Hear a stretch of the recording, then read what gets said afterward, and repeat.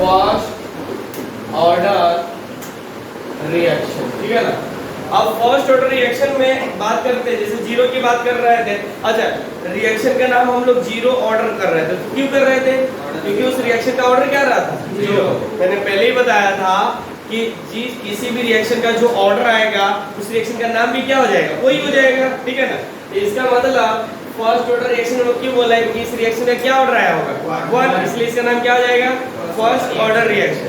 लेकिन इसमें ध्यान रखना है कि जो रेट ऑफ रिएक्शन है, rate of reaction is depend on किसके ऊपर? अच्छा ठीक है, डिपेंडेंट ऑन किसके ऊपर?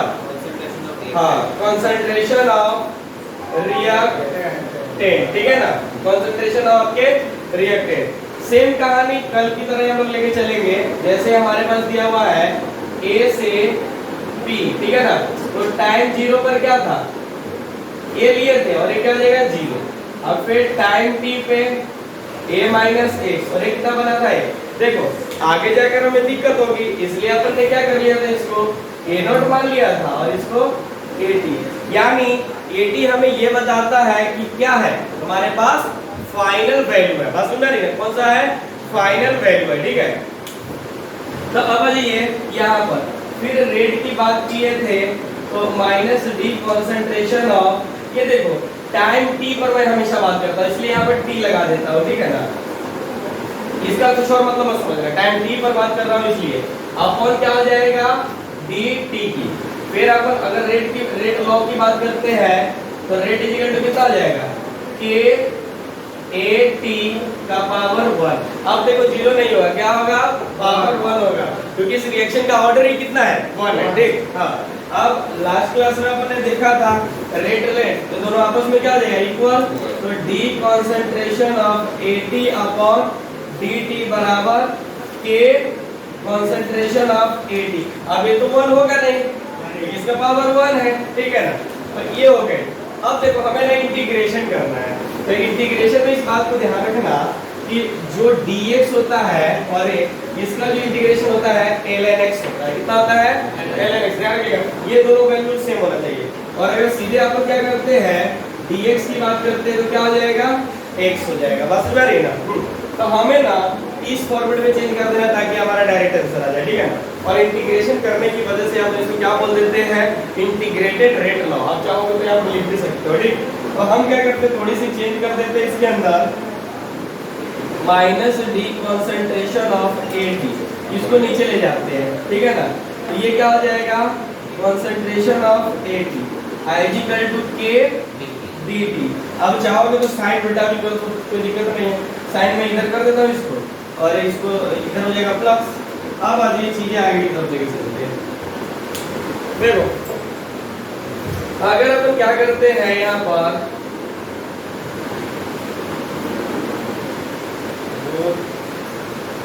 ठीक है ना, यानी क्या करते हैं? दोनों साइड अपन इंटीग्रेट करते हैं, ठीक है ना।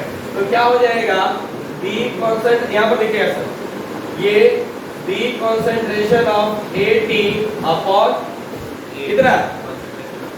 आवाज नहीं, अरे डी कॉन्सेंट्रेशन ऑफ क्या चीज? at अपॉन at, ठीक है ना, इक्वल टू इंटीग्रल के कांस्टेंट तो बाहर आ जाएगा, ठीक है।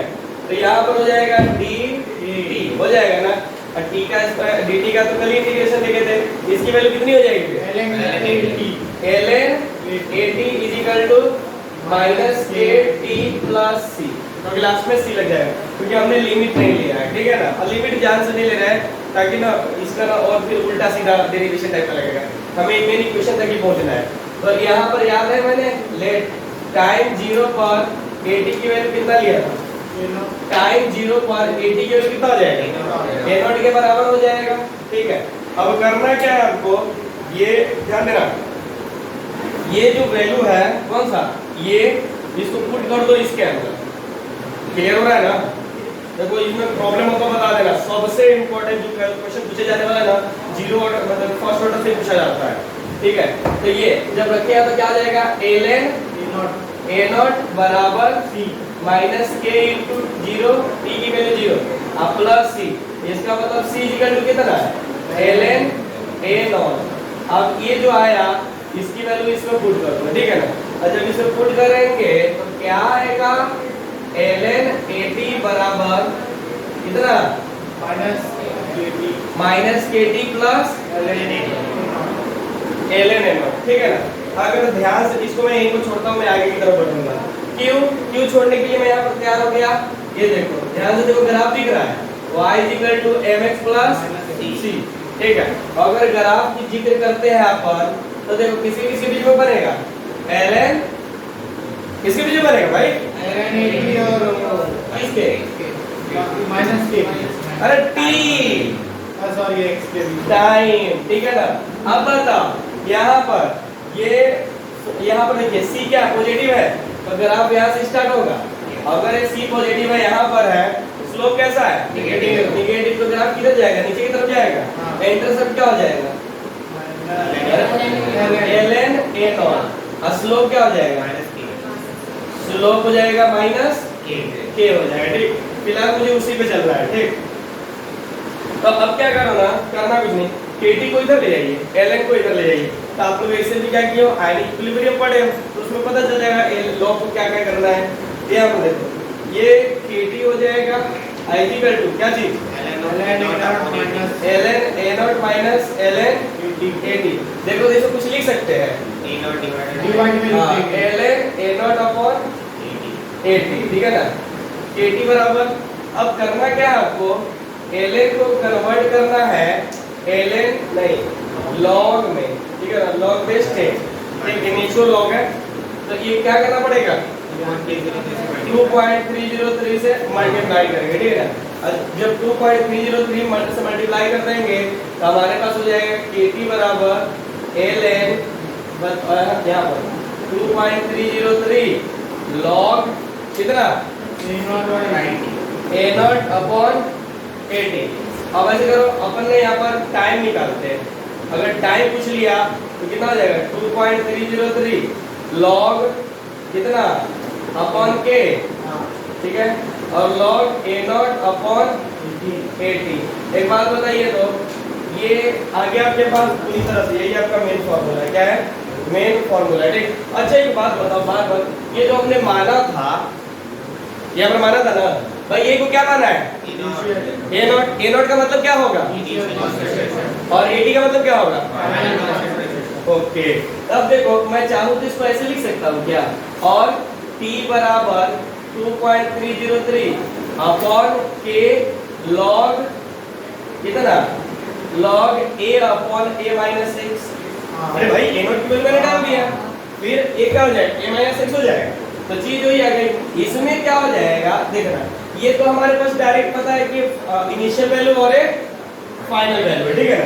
तो यहाँ पर अगर उसने मान लो बोला कि 25% क्या कर रहा है खत्म हो जा रहा है, ठीक है ना, या कंप्लीट हो जा रहा है, 25% कंप्लीट हो जा रहा है, मतलब कितना में 25 कंप्लीट हो रहा है 100 में, यानी इसकी वैल्यू कितना हो जाएगा 100, या 100 माइनस कितना खत्म हुआ 95, तो आ जाएगा ना डायरेक्ट, कोई दिक्कत नहीं ना। तो ये हो जाएगा, चाहोगे तो यहाँ से फिर से ग्राफ आ जाएगा। फिलहाल इस ग्राफ को बनाने के लिए आपको फिर से एक पॉइंट लाना पड़ेगा, ठीक। तो मैं चाहता हूँ ना तू जाइएगा हाफ लाइफ भी साथ ही में कर देता हूँ, ठीक है ना। चलिए छापी है क्या, मतलब लिखिए वो भी कर ही देता हूँ, हाँ चलिए इसको लिखिए, तो आ रहा है ना, यहाँ में नहीं आ रहा है, हाँ नहीं आ रहा है, चलो इस करो नोट करो, नहीं दिखो तो नहीं, देखो ये भी लिखवा देता हूँ सभी को, एक साथ ही कंप्लीट हो जाएगा। अब आ जाइए यहाँ पर, ये तो हमारे पास से हो गया। अब यहाँ पर समझना ध्यान से, यहाँ पर हाफ लाइफ की बात करते हैं, किसकी हाफ लाइफ, तो यहाँ पर हो जाएगा हाफ लाइफ इसका फर्स्ट ऑर्डर रिएक्शन का, ठीक है ना।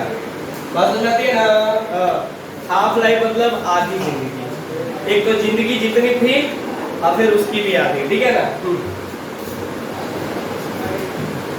हाँ अब बताओ, मतलब हाफ लाइफ का मतलब समझ गया ना जी, आधी जिंदगी, हाँ आधी जिंदगी। यहाँ पर टी हाफ, देखिए टाइम कितना लेना है आपको T is equal to T half, ठीक है ना। और A नॉट की वैल्यू सॉरी AT की वैल्यू क्या हो जाएगी? AT की वैल्यू A नॉट का भी आधा नहीं हो जाएगा? नहीं होगा, हो जाएगा। हाँ, यहाँ पर A नॉट बाई 2 लिख सकते हैं। आप लोग तो समझदार हो तो लिख सकते हैं B नॉट। क्या होता है? देखो उसको लग रहा है कि समझदार कैसे हो गए, बेचारा शर्मा गया है, समझदार ही हो। नहीं वो बोला ना तुम समझदार हो।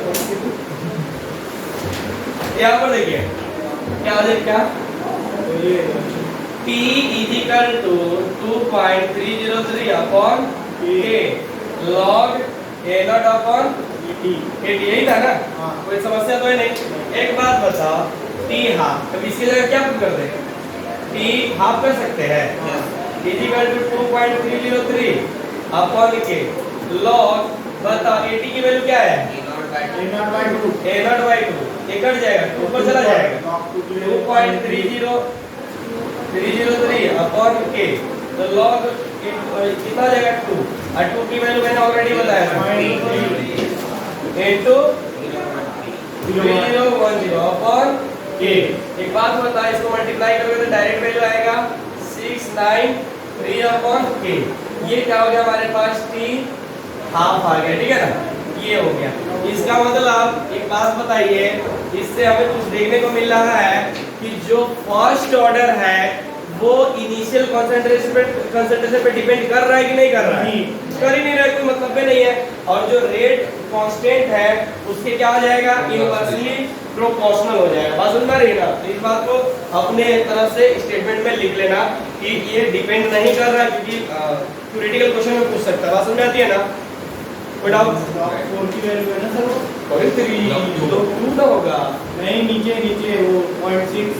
हाँ तो उससे तुम्हें क्या मतलब? इससे ज्यादा बनता है। अच्छा, इस चीज से तुम्हें क्या मतलब? बोला कि सर 4 का वैल्यू है क्या? वो भी परफेक्ट नहीं है। अभी परफेक्ट नहीं है। चलो बढ़ जाओ। और होता है, समझदार बच्चे में गलती करते हैं।